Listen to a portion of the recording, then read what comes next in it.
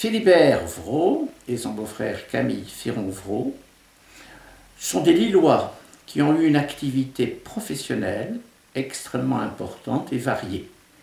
C'étaient aussi des catholiques engagés dans leur église.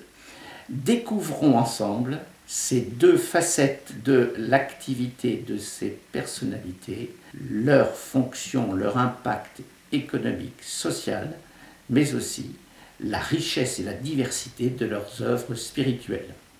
Philibert Vraud et Camille Féron-Vraud sont indissociables dans leur vie de chrétiens humanistes au service de leurs contemporains. Doués d'une remarquable charité, ils ont encouragé l'implication des chrétiens dans la vie sociale et politique. Ils ont exhorté sans relâche à l'engagement caritatif et ils furent les créateurs inlassables d'œuvres catholiques qu'ils financèrent l'une après l'autre. Patronage chrétien, cercle catholique d'ouvriers, congrès catholique du Nord et du Pas-de-Calais, les facultés catholiques de Lille, bien sûr, l'Institut catholique d'arts et métiers, des écoles paroissiales, l'œuvre des nouvelles églises de Lille et de la basilique Notre-Dame de la Treille, etc., etc. Mettons quelques instants nos pas dans les pas de Philibert Vraud et Camille Féron-Vraud, ces deux chrétiens lillois très engagés socialement auprès de leurs contemporains au XIXe siècle.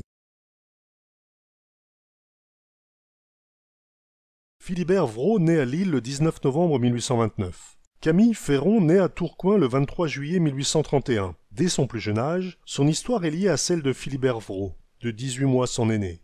Leurs parents sont en effet de grands amis. Les deux garçons font leurs études ensemble et se lient d'une vive amitié. Tous deux sont animés d'une même passion, faire le bien autour d'eux. C'est en déambulant dans les quartiers de Lille qu'ils constatent la souffrance des pauvres gens. C'est en déambulant dans les quartiers tels que celui-ci qu'on peut réaliser que d'autres cœurs gémissent, que d'autres âmes souffrent. C'est Léonce, le petit de Marie-Thérèse qu'on ramène là. Mon Dieu! Mon petit! Non, mon petit! La pauvre, c'est le deuxième enfant qu'elle perd. La voilà seule avec sa petite dernière et son mari estropié. Quel malheur! De quoi vivront-ils désormais? La paix du petit était leur principale ressource. Il faut avouer que leurs conditions de vie sont particulièrement pénibles. Oui, la promiscuité et la maladie leur posent également de graves problèmes. Tout est problématique. Ils travaillent 13 et 15 heures par jour. Ils n'ont pour congé que les dimanches et les fêtes religieuses. Femmes et enfants sont obligés de travailler pour que la famille subsiste. S'ils ne travaillent pas, ils n'ont rien. Ils en sont réduits à la mendicité. Pendant sa jeunesse, Philibert fréquente un temps les soirées mondaines, mais cela ne lui permet pas d'oublier la misère qui l'entoure et contre laquelle il veut agir. Paris, 1853. La charité, mon bon monsieur. Hors de ma vue, petit morveux. Chère comtesse, il se chuchote que le fils Vraud est un excellent parti. Oui, chère madame Roussel, c'est le seul héritier des Filteries Vraud. Je vous remercie de tout cœur, mademoiselle le comte. Ce fut pour moi un délicieux plaisir. Permettez-moi de me retirer, monsieur Verstraete. Votre soirée était des plus réussies. Je rentre à pied, mon ami. La première pierre de la future cathédrale de Notre-Dame de la Treille est posée symboliquement le 1er juillet 1854. En 1854, Philibert Vraud a 25 ans. Il retrouve alors la foi catholique qu'il avait pendant un temps cessé de pratiquer. Il veut devenir prêtre et s'en ouvre à ses parents. Père, puis-je vous entretenir d'un sujet qui me préoccupe? Bien sûr, Philibert, je vous écoute. Depuis un certain temps, j'envisage d'entrer en prêtrise. C'est une pensée qui se fait de plus en plus pressante. Prêtre?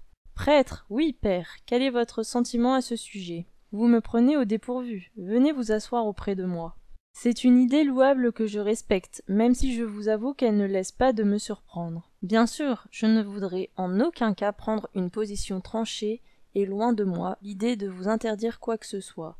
Mais je vous demande de prendre en considération que vous êtes mon fils unique, et que notre entreprise familiale traverse en ce moment une période où les difficultés s'accumulent.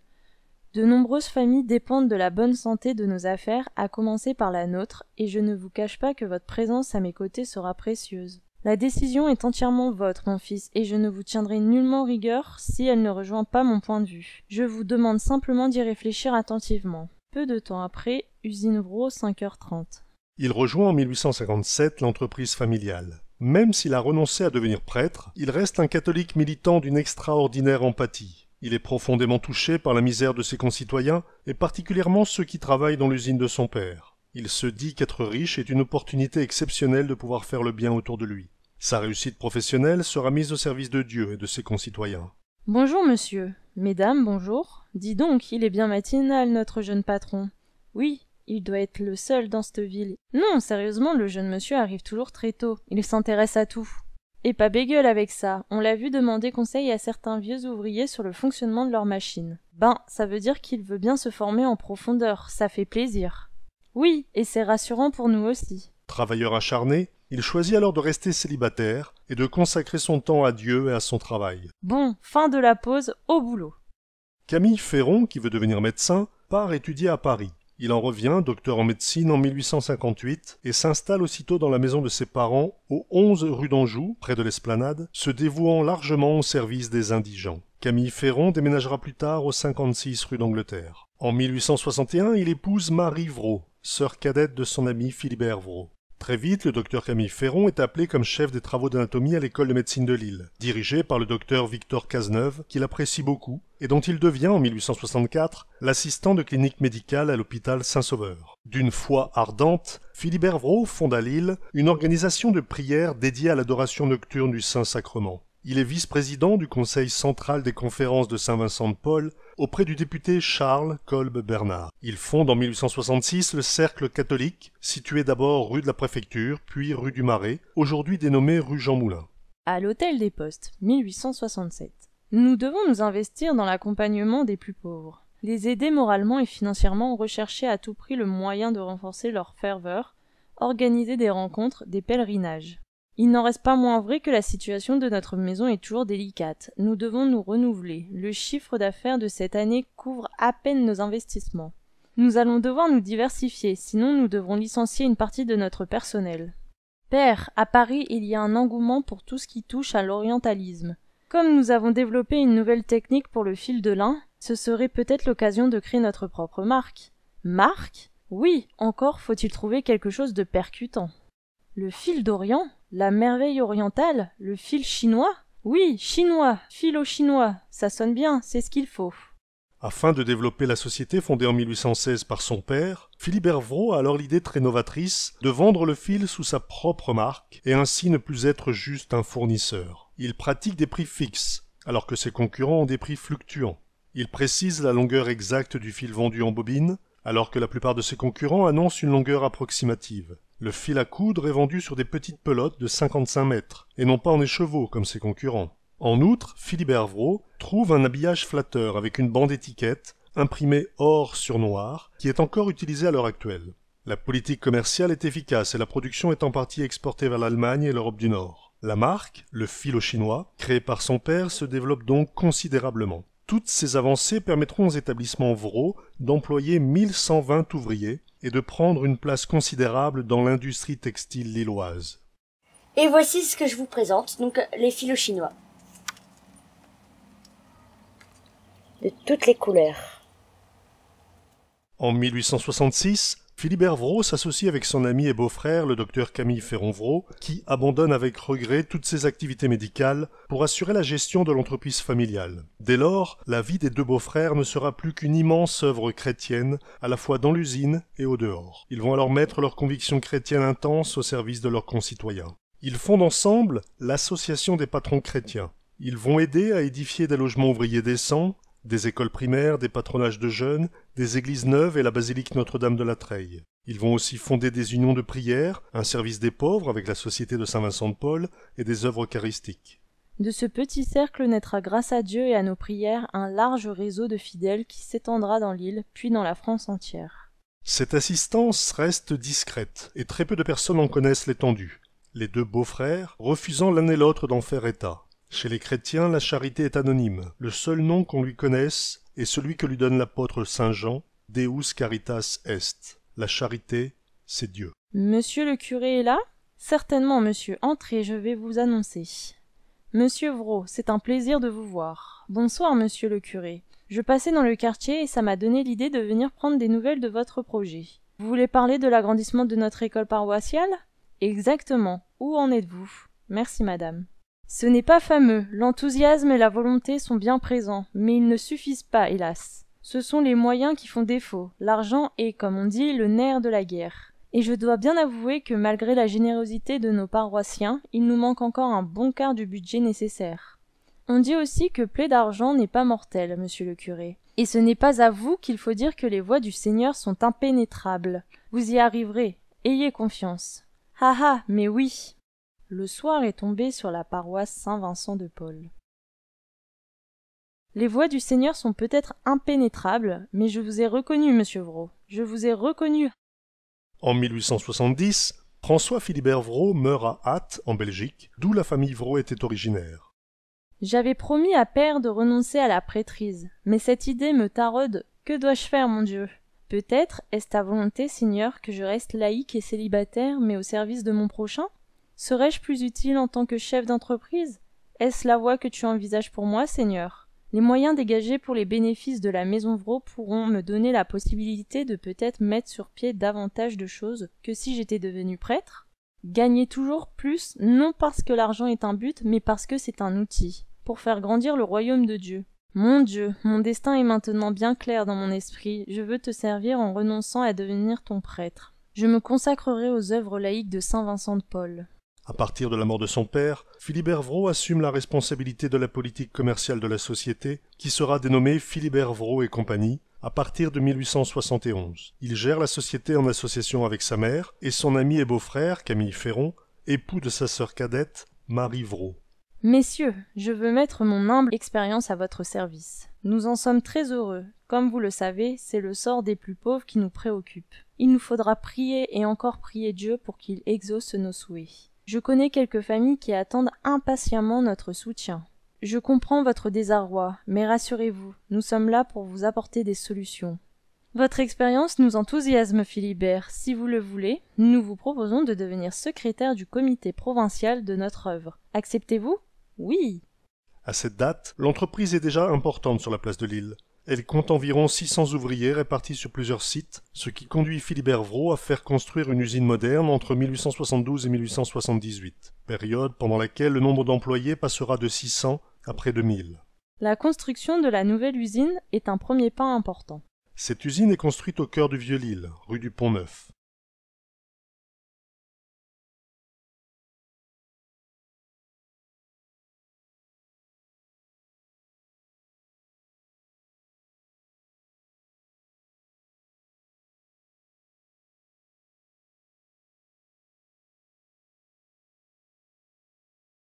On peut toujours observer, rue du Pont-Neuf, la façade de l'ancienne usine dont le premier étage est curieusement penché vers l'intérieur. C'est l'extrême tension des courroies de transmission des machines à vapeur installées dans la filature qui a peu à peu tiré en arrière le haut de la façade. Philibert Vraud a la volonté de développer au mieux sa société afin qu'elle dégage d'importantes ressources, lui permettant de financer des œuvres sociales et chrétiennes. Nous avons regroupé tous les ateliers, gagné en efficacité et en rentabilité. C'est un avantage très net par rapport à nos nombreux concurrents.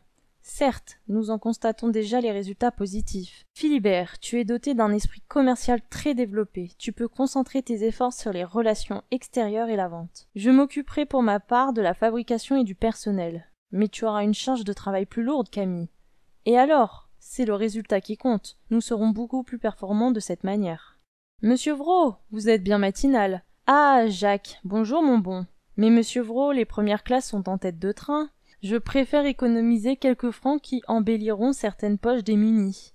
Ces Anglais sont courriers à son affaire et sont en avance avec leur nouvelle machine à fil. Il nous faudra être habiles dans les négociations et j'aurai besoin de toutes vos compétences d'ingénieur, mon cher François. À votre disposition, monsieur Vraud. Il pratique une politique de prix ferme, alors que la concurrence appliquait des prix bas de manière désordonnée.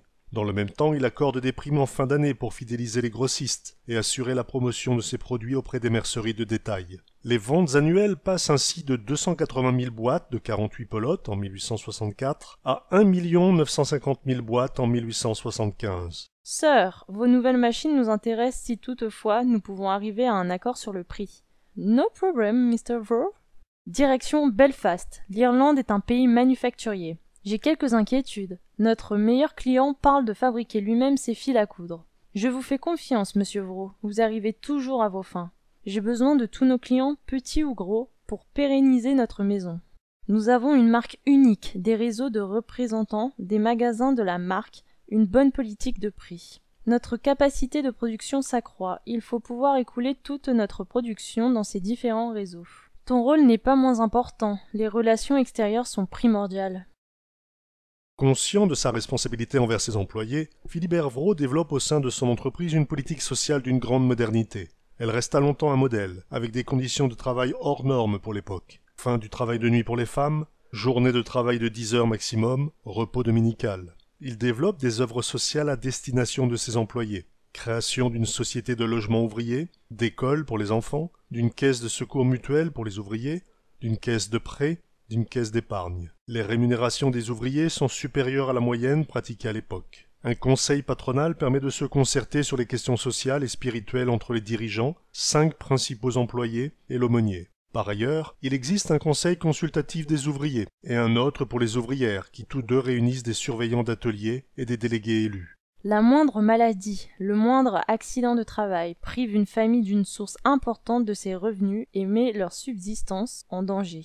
Certes, la situation est désastreuse, déchirante pour certains, et il est très difficile de rester là, les bras ballants. Tu as raison. Un monsieur m'a demandé de te remettre ceci. Qu'est-ce que c'est ? Une recommandation. Présente-toi avec ce mot à la maison Vraud, tu y trouveras un travail régulier, a-t-il dit. Qui c'était ? C'est pas, un jeune monsieur bien mis. À la maison Vraud, nous réussissons à donner aux ouvriers un salaire un peu plus décent.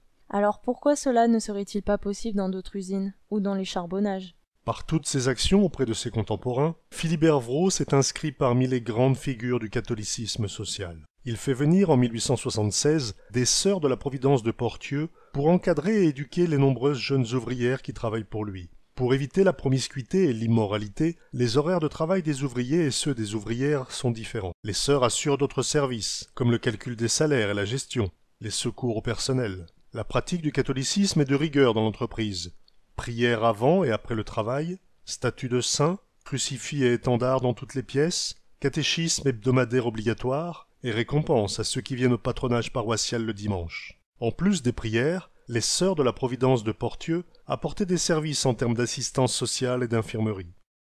En juin 1874, ce sont les fêtes du couronnement de Notre-Dame de la Treille, auxquelles participe activement Philibert Vraud. Très occupé de morale et d'éducation, Philibert Vraud met en place dès la fin de l'année 1874 un enseignement catholique, prémisse de ce qui sera son œuvre majeure, l'Université catholique de Lille. Ce sont des écoles où ils suivront une instruction catholique qui les sortira de leur misérable état. Mon Dieu Tout-Puissant, je vous supplie de m'accorder la visite de 5 grâces. L'esprit de piété, l'esprit de douceur, une pureté angélique, le sage emploi de mon temps et l'esprit de sacrifice. Il se rend plusieurs fois à Rome afin d'obtenir l'appui du pape dans cette démarche.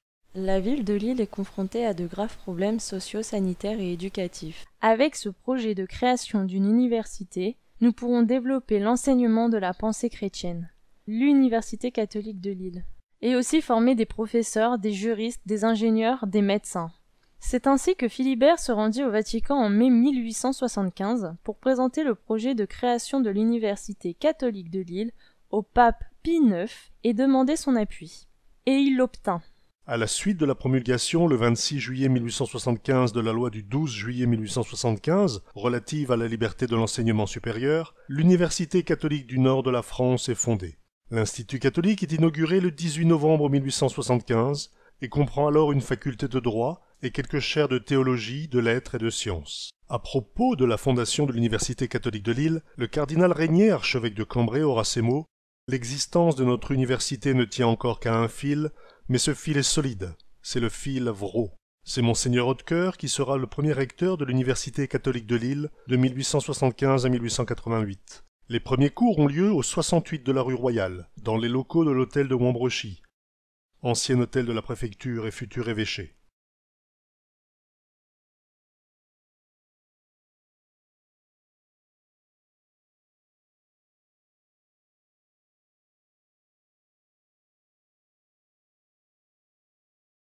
La faculté de médecine est créée en 1876 et le collège de théologie en 1877.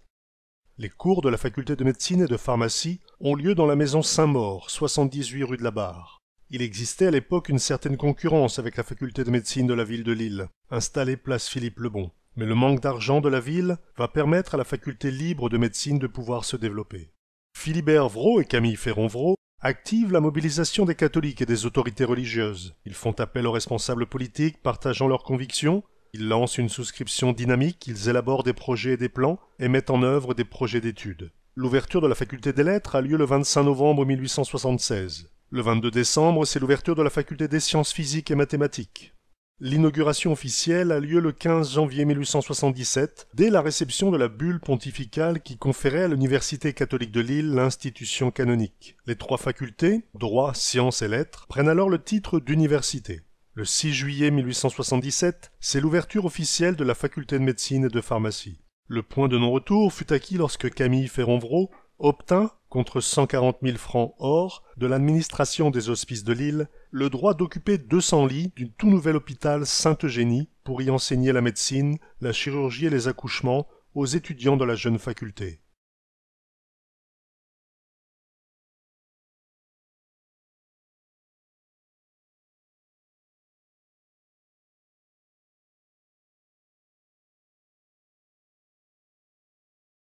Camille Féronvreau prit alors son bâton de pèlerin pour recruter dans les facultés françaises les futurs professeurs de la faculté de médecine et de pharmacie. Tu nous as déjà trouvé bien des médecins compétents pour l'hôpital, Camille. Penses-tu pouvoir continuer dans ce sens pour les dispensaires que nous envisageons de mettre en place? Oui, Philibert, sans aucun problème. Il restera aussi à trouver d'éminents professeurs pour la future faculté de médecine. Je m'occuperai de tout cela, ne te fais pas de soucis. Il y eut Antoine Béchamp, premier doyen, qui venait de Montpellier, le docteur Desplat, de Nancy. Les autres médecins et pharmaciens vinrent de Paris, et quelques-uns vinrent même de la faculté d'État de Lille. Le professeur Henri Desplat nomme le docteur Jean-Baptiste Bouchot, ex-interne des hôpitaux de Paris, médecin de l'asile de Lomelay, situé sur la commune de Marquette à la frontière de la commune de Saint-André. Le docteur Jean-Baptiste Bouchot assurera initialement l'enseignement de la pathologie externe. L'hôpital de Lomelay avait été créé en 1825 par les frères Saint-Jean-de-Dieu et accueillait alors des patients masculins originaires du Pas-de-Calais. La création de la faculté de médecine et de pharmacie est principalement l'œuvre de Camille Féronvreau. En 1873, Camille Féron et son épouse Marie Vraud avaient obtenu de la chancellerie le droit de porter le nom de Féronvreau pour eux-mêmes et leurs descendants. Ils auront 4 garçons, dont 3 mourront en bas âge, et une fille, Anne-Marie, qui mourra jeune elle aussi à l'âge de 18 ans. Seul leur fils, Paul Féronvreau, survivra. L'hôtel académique est construit à partir de 1879. C'est tout d'abord la partie nord-est de l'hôtel académique et la bibliothèque qui seront construits.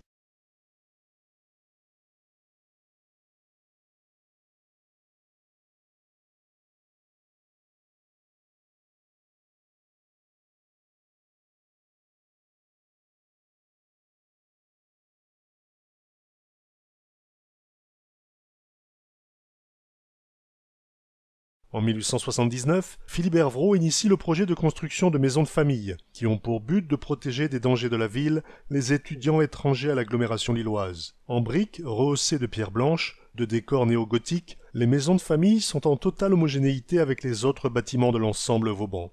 La première maison construite sera l'actuelle résidence Albert Legrand, alors dénommée Maison de famille Notre-Dame. Elle se situe à l'angle du boulevard Vauban et de la rue Norbert-Segard. L'année suivante, en 1880, est bâtie la maison de famille Saint-Louis, copie conforme de son aîné Albert Legrand.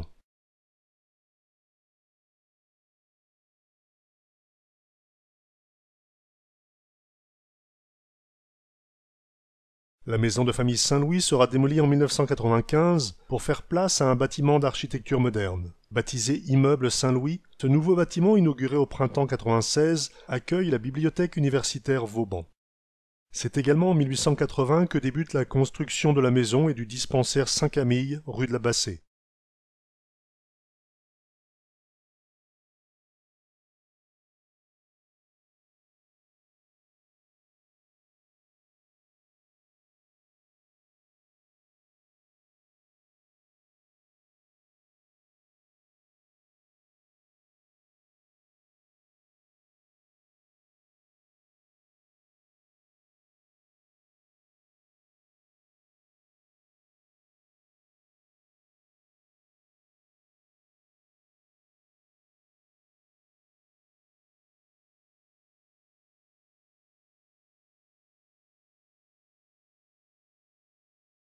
C'est en 1880 que Philibert Vrault conçoit le projet d'une école catholique des arts et métiers. L'idée de cette commission chargée de la création d'une école catholique d'arts et métiers est-elle de vous, Philibert? Effectivement, cette école aura vocation à former des chefs d'atelier compétents et animés d'un esprit chrétien. Esprit chrétien qu'ils répandront dans les usines et les entreprises entre patrons et ouvriers. Car, avec l'industrialisation, il ne faudrait pas que les ouvriers soient considérés comme des machines. En somme, Philibert, on en revient à votre concept d'une usine sainte dans une ville sainte. Exactement, ma chère mère, une cité où chacun sera animé d'un amour qui ne cherche pas son intérêt. Toujours en 1880, Camille Ferron-Vrault est à l'origine de la fondation de l'asile des 5 Plaies, qui sera bâti boulevard Victor Hugo.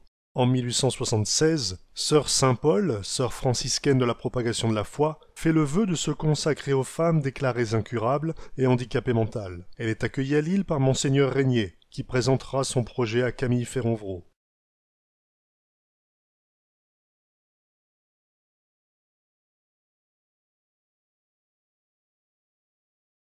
La promulgation le 19 mars 1880 de la loi du 18 mars 1880 relative à l'enseignement supérieur privé modifie la situation instaurée par la loi de 1875. Elle permet toujours le financement des établissements privés d'enseignement supérieur, mais interdit l'usage du terme université pour les établissements d'enseignement supérieur privés. La jeune université libre devient alors officiellement l'Institut catholique de Lille. Sur la suggestion de Madame Émilie Tamisier, Philibert Vrault organise en moins de 2 mois à Lille le premier congrès eucharistique mondial. Des milliers de personnes venant de 10 pays différents se rassemblèrent en juin 1881 pour ce premier congrès international. Le pape Léon XIII fut sollicité pour accorder sa bénédiction au projet des congrès eucharistiques, ce qu'il fit avec empressement. Sa sainteté m'a conforté dans mes projets. En plus de la création de l'université, il faut que je fédère les catholiques du Nord-Pas-de-Calais dans leurs engagements sociaux. Je pourrais organiser un grand rassemblement de catholiques pour les inciter à faire le lien entre l'Eucharistie et la charité, entre l'Eucharistie et l'action sociale. 1881. C'est ainsi qu'est né le premier congrès eucharistique international dans les locaux de l'Université catholique de Lille. Mes amis, merci de vous être déplacés. Notre foi nous incite à agir et nous permet d'offrir notre vie en action de grâce. À Lille, les constructions se poursuivent. En 1881, la maternité de la rue du Marché. En 1882, Camille Ferron-Vrault préside à la construction du bâtiment de la Faculté libre de médecine et de pharmacie, rue du Port.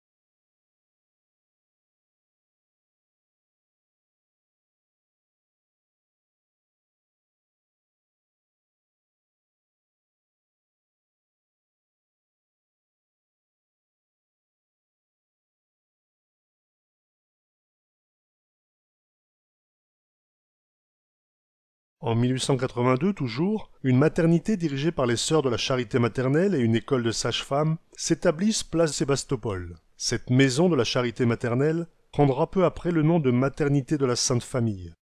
En 1883-84, ce sont la Faculté des sciences et l'École des hautes études industrielles qui sont créées.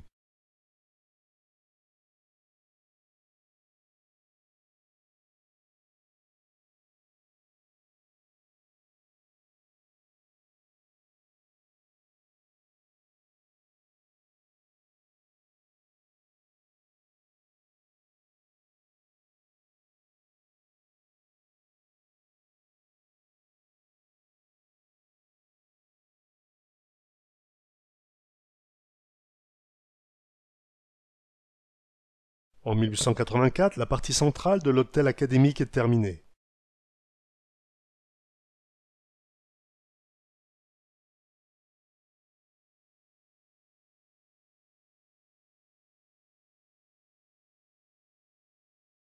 En En 1885, il y a création par le chanoine Nicolas Boullé, premier doyen de la faculté des sciences, d'un jardin botanique dans l'enclos de la faculté de médecine. Ce jardin botanique permettait l'étude des plantes pour les étudiants de pharmacie, de médecine et de sciences.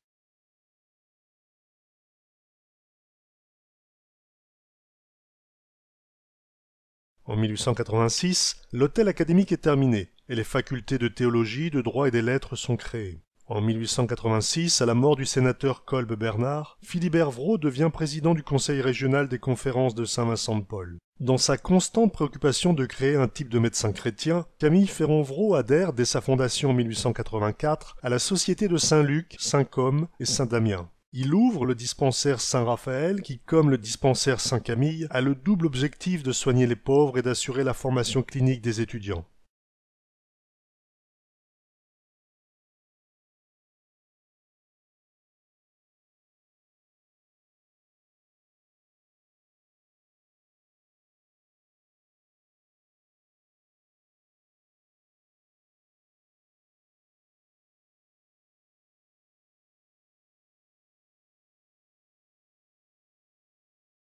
Le dispensaire Saint-Raphaël de la rue du Port est contigu à la maternité Sainte-Anne qui donne boulevard Vauban.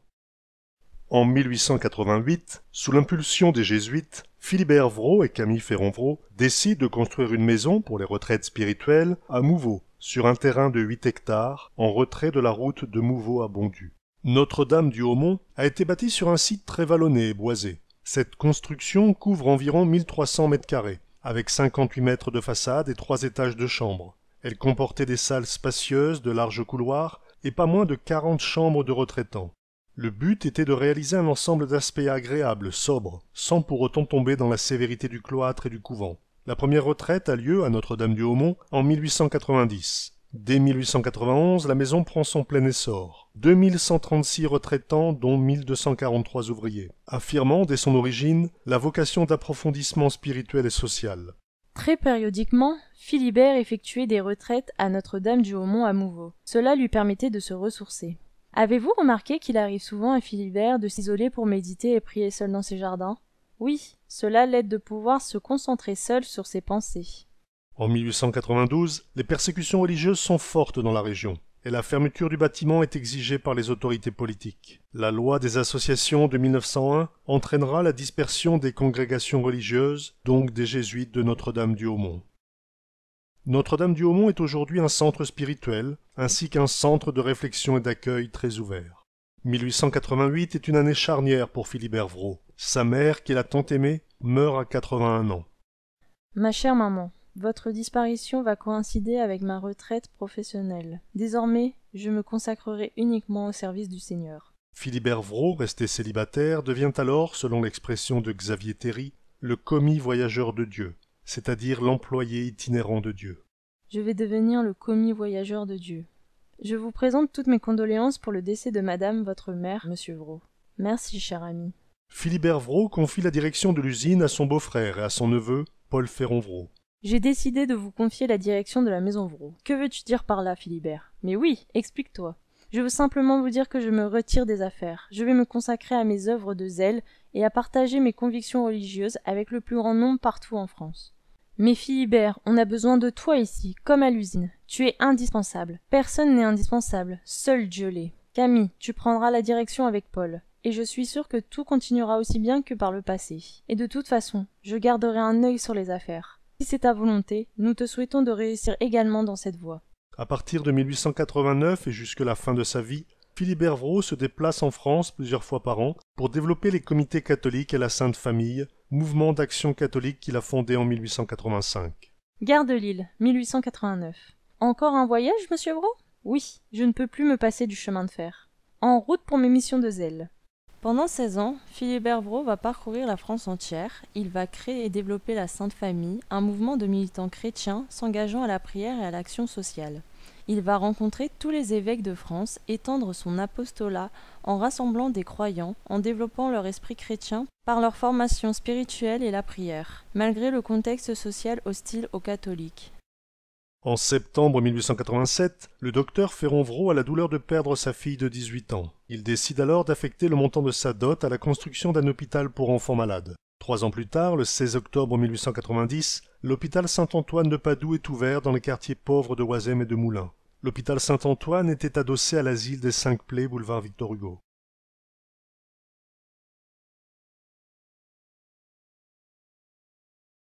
Détruit en partie il y a quelques années, l'hôpital Saint-Antoine de Padoue est maintenant l'EHPAD Notre-Dame de l'Espérance.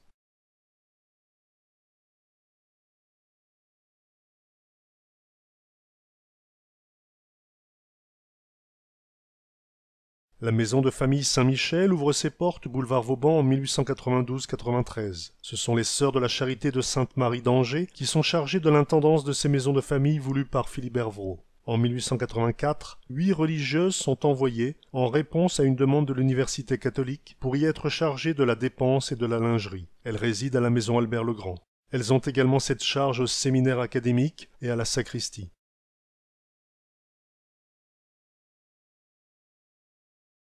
En 1894, le domaine de Genêt est annexé à l'école des hautes études agricoles de l'Université catholique de Lille.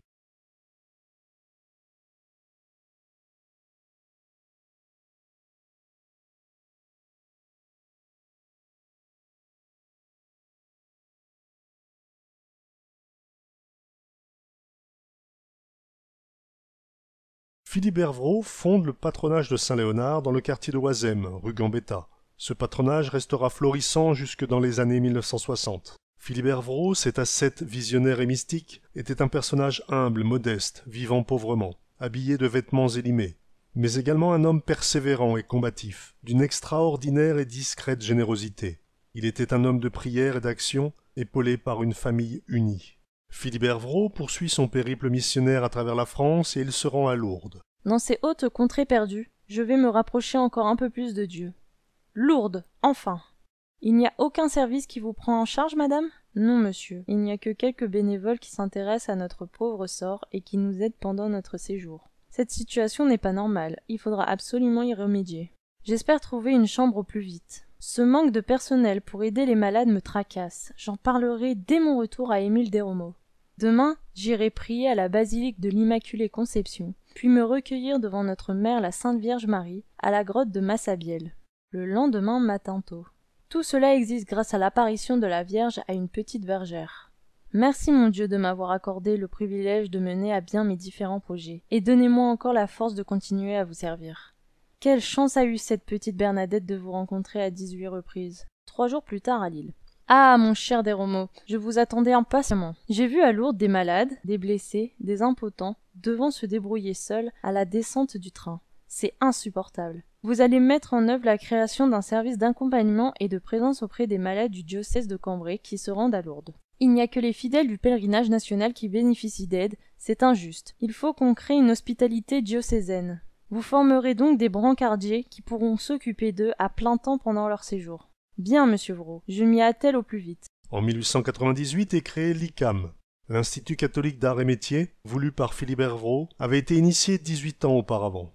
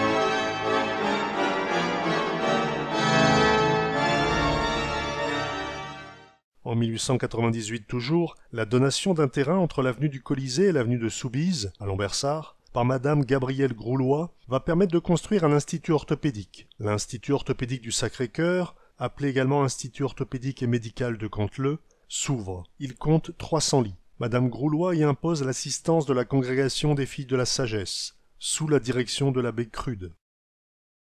En 1900 est créée la Maison des étudiants de la rue Meurin. En 1904, Notre-Dame de la Treille, toujours en travaux, se voit conférer le titre de basilique mineure par le pape Pie X. Notre-Dame de la Treille, chère au cœur de Philibert Vraud, mettra encore de nombreuses années avant d'être totalement terminée.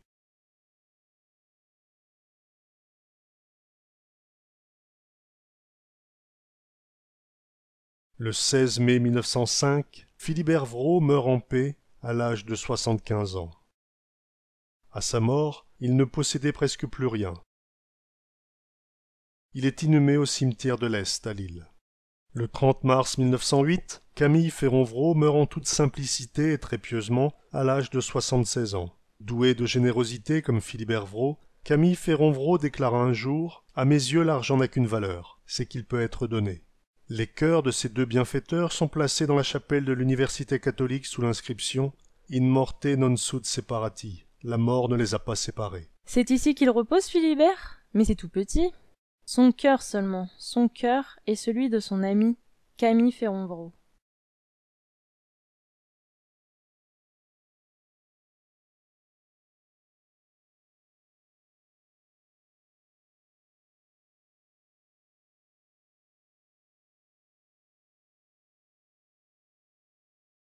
Le 5 janvier 1907, Camille Féron-Vraud avait rencontré Monseigneur de la Mer en compagnie de Monseigneur Bonnard. Leur entretien a fait l'objet d'une note manuscrite. Dieu a béni extraordinairement notre œuvre et nos efforts. Nous acquîmes bien vite la conviction que Dieu ne nous envoyait cette grande fortune que pour la faire servir à son œuvre. Cette pensée nous a mis à l'abri de toute pensée de vanité.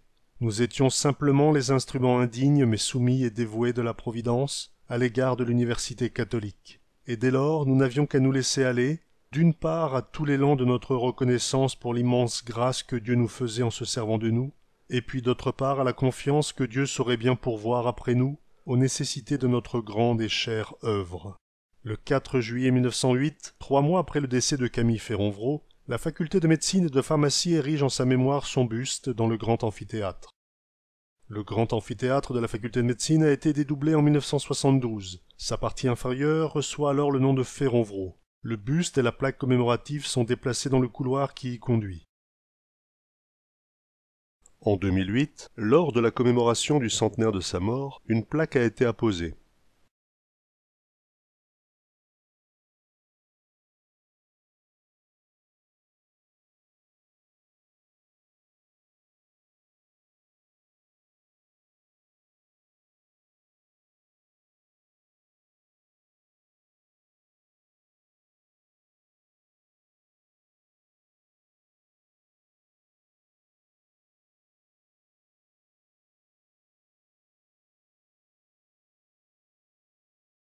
En 2017, l'amphithéâtre est entièrement rénové et une nouvelle plaque est apposée.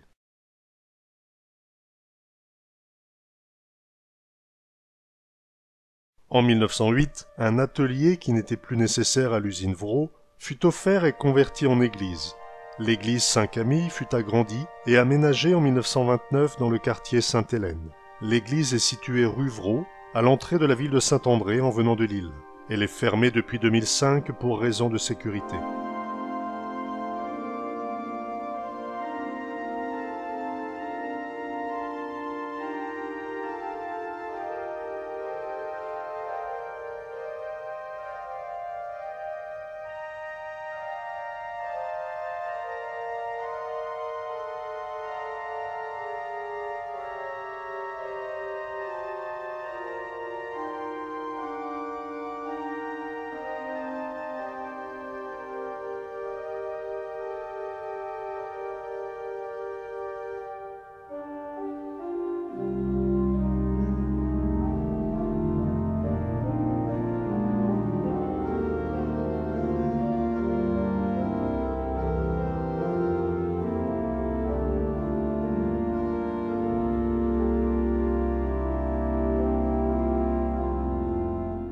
En 1909, le diocèse de Lille décida la fondation d'une nouvelle paroisse pour desservir tout le faubourg de Douai et une partie du faubourg d'Arras. L'édifice fut dédié à saint Philibert, en hommage à Philibert Vraud. C'est en 1911 qu'a lieu la bénédiction de l'église Saint-Philibert, rue Berthelot. Le quartier qui entoure l'église, délimité par les rues du faubourg de Douai, du faubourg d'Arras et par le jardin botanique, prend alors le nom de quartier Philbertois, puis de Philbertville, en référence bien sûr à Philibert Vraud. En 1923, ce sont les établissements Pain d'Avoine, constructeurs de structures métalliques, qui s'installent. La vie s'organise dans ce faubourg, qui compte jusqu'à 1000 employés et 50 commerces. La commune libre de Philbert est inaugurée en 1948.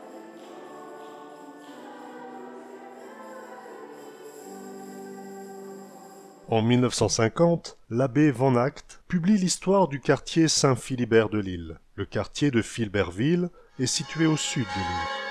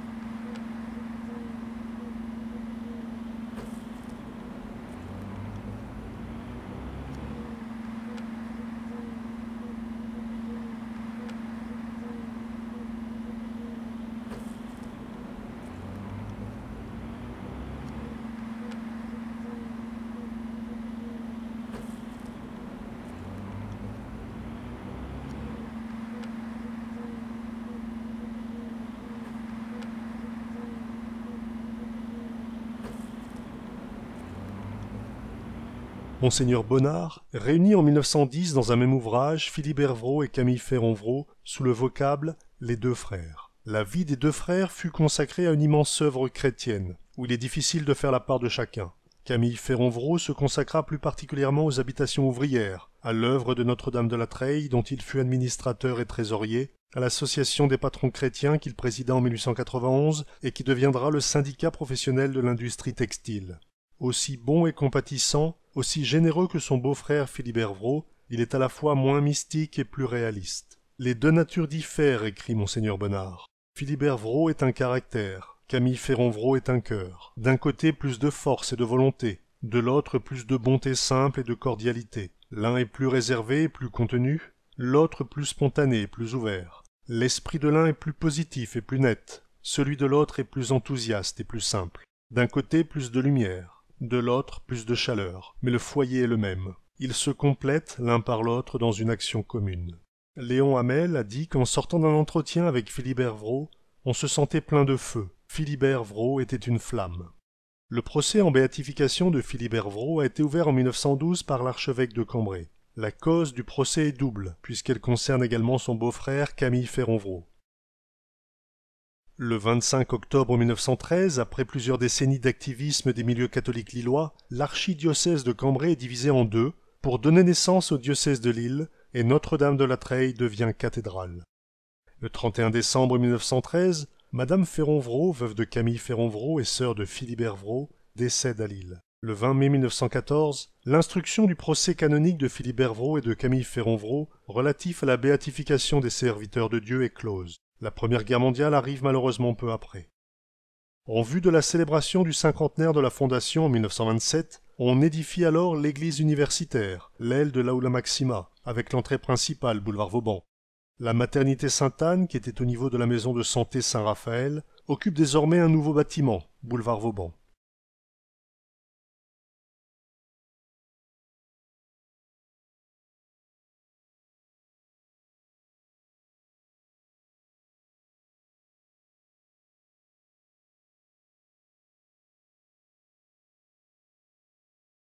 La première étape de la béatification, dite procès diocésain, a connu une conclusion favorable, avec la signature du pape Pie XI en février 1930. En 1933, une polyclinique dédiée à Philibert Vraud ouvre rue Saint-Jean-Baptiste de la Salle, à proximité de la maison médicale Saint-Camille.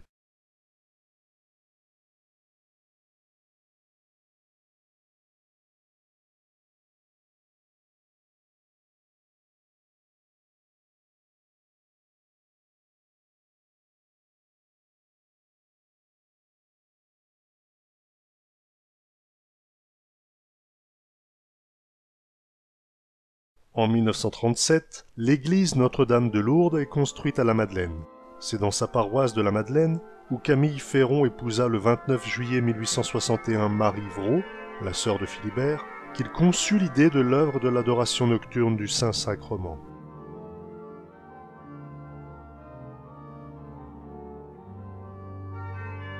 On y trouve une belle mosaïque avec la représentation de Philibert et Camille.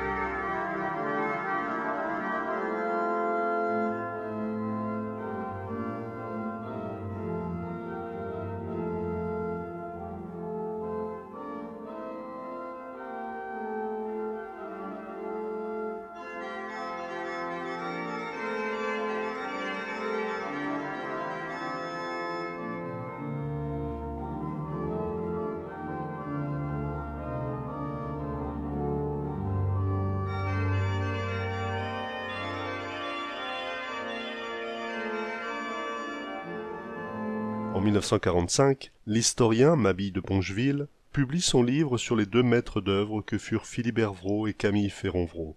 Le 1er octobre 1947, les corps de Philibert Vraud et Camille Féron-Vraud sont translatés dans la crypte de la cathédrale Notre-Dame de la Treille. Arrêté pendant la Seconde Guerre mondiale, le procès en béatification ne reprit pas après la guerre. Dans un contexte de très forte tension sociale dans la région nord, il fut reporté sine die à la suite d'une décision du cardinal Liénard en 1950. Le centre hospitalier Saint-Philibert de l'Homme est inauguré en avril 1977. En avril 1985, la haute cheminée de l'ancienne usine Vraud disparaît dans un nuage de poussière. En 1991, c'est l'ouverture du centre hospitalier Saint-Vincent-de-Paul, regroupant les lits de l'ancien hôpital de la Charité et ceux de la clinique Saint-Raphaël. Dans les années 2000, le procès en béatification est relancé par Monseigneur Gérard Defoy, évêque de Lille. L'association des amis de Philibert Vraud et Camille Féron-Vraud perpétue leur mémoire pour que les habitants de la région du Nord se rendent compte du rayonnement social et religieux de ceux que la renommée appelle désormais les deux frères. En 2005, pour commémorer le centenaire de la mort de Philibert Vraud, une exposition itinérante parcourt les paroisses de la région à l'initiative de Xavier Théry et du comité Philibert Vraud.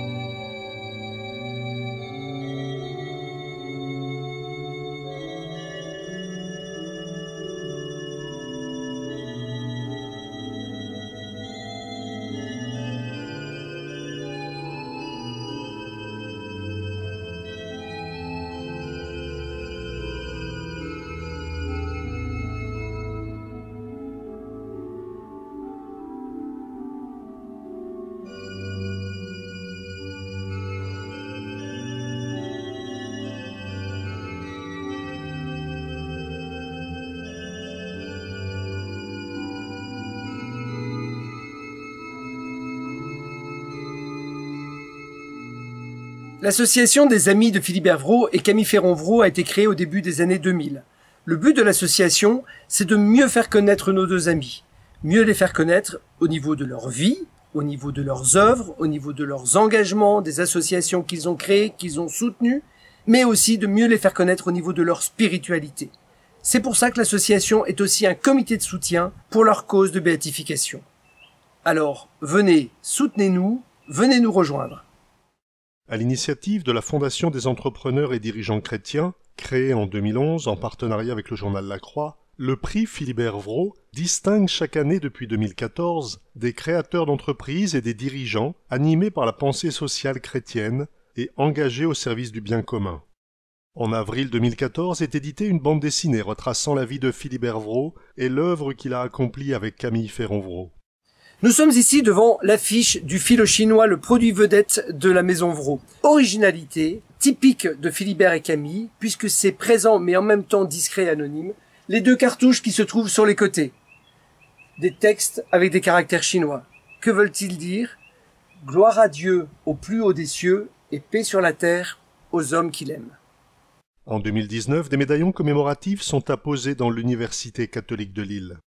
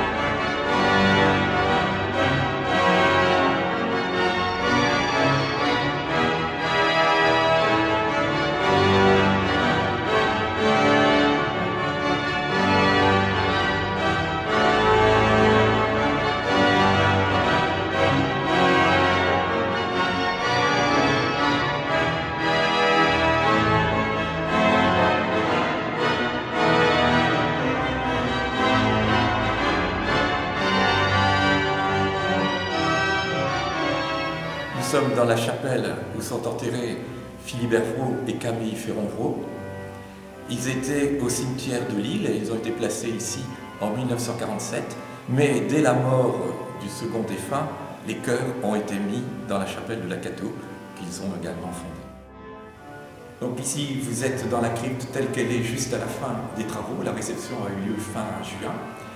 On a simplement enlevé des câbles qui n'étaient pas très jolis, mis un certain nombre de plans inclinés pour les handicapés et surtout l'éclairage. L'éclairage a été totalement refondu de façon à ce que ensuite la crypte fasse partie du circuit des visites. Donc il ne sera possible d'y venir qu'en petits groupes, 19 personnes maximum, et avec un guide de lettrage. L'ombre de ces deux fondateurs principaux plane toujours dans les couloirs de l'université. Souvent présenté comme un homme d'action ou un patron chrétien exemplaire, Philibert Vraud est avant tout un homme de Dieu. Homme de prière, il a placé l'Eucharistie au centre de sa vie. Il a consacré son argent au service des œuvres catholiques qu'il a fondées ou encouragées. Philibert Vraud peut être proposé comme modèle de laïc catholique, préoccupé de la croissance humaine et spirituelle de tous, en particulier des plus pauvres. Il est manifeste que pour lui l'économie est au service de l'homme, et que l'obéissance à l'Église et à l'Évangile est école de liberté et de responsabilité en vue du bien commun. Son dévouement, son abnégation, son humilité ont fait de lui un homme discret, malgré l'ampleur des œuvres qu'il a promues avec Camille Féron-Vraud et qui aujourd'hui encore structurent la Lille catholique et sa région. La ville de Lille n'aurait pas aujourd'hui la configuration qu'on lui connaît sans l'action des deux frères, et bien sûr d'autres chrétiens laïcs très actifs dans la seconde partie du XIXe siècle. Depuis plus de 140 ans, l'Université catholique de Lille est un savant mélange de modernité et de tradition. L'Université catholique, c'est une institution très dynamique qui doit beaucoup à Philibert. T'imagines qu'ici c'était juste un terrain vague. La faculté de médecine, c'est plutôt l'œuvre de Camille, non? Exact! T'as bien retenu ta leçon. École d'ingénieurs, faculté de théologie, des sciences, des lettres, de droit. On peut dire que Philibert avait la faculté d'en construire des facultés. Si l'université catholique est ce qu'elle est aujourd'hui, elle le doit en grande partie à ses bienfaiteurs Philibert et Camille, qui ont puisé leur énergie dans la foi chrétienne.